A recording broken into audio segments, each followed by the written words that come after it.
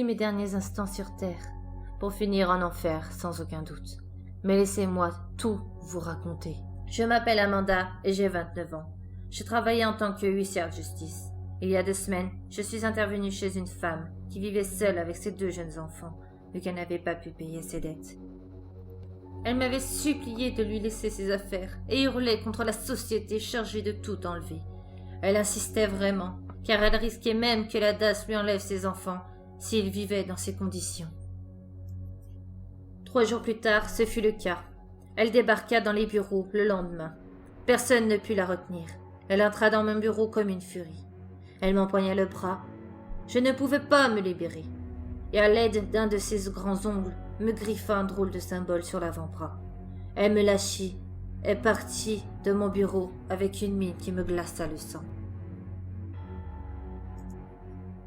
Après ces événements, j'ai décidé de la confronter le soir même.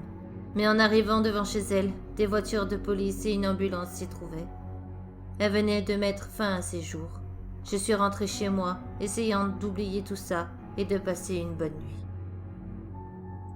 Mais ce fut pas le cas. À peine je m'endormis que je fis le pire cauchemar de ma vie. J'étais en ce qui ressemblait à l'enfer, et là, on me torturait encore et encore. J'étais fouettée, brûlée, démembrée, et même décapitée. Je me suis réveillée en sueur et terrorisée.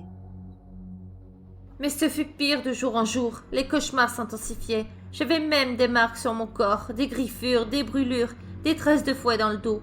J'avais pris un congé pour éviter qu'on me voie comme ça au travail. J'ai tout essayé pour calmer ces cauchemars, ces visions et ces douleurs.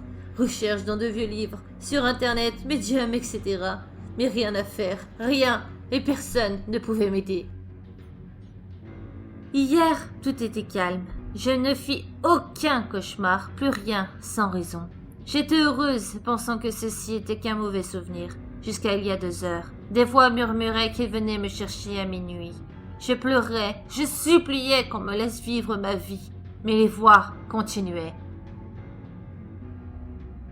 J'écris ceci pour vous dire que si on ne me retrouve pas, c'est que je suis en enfer.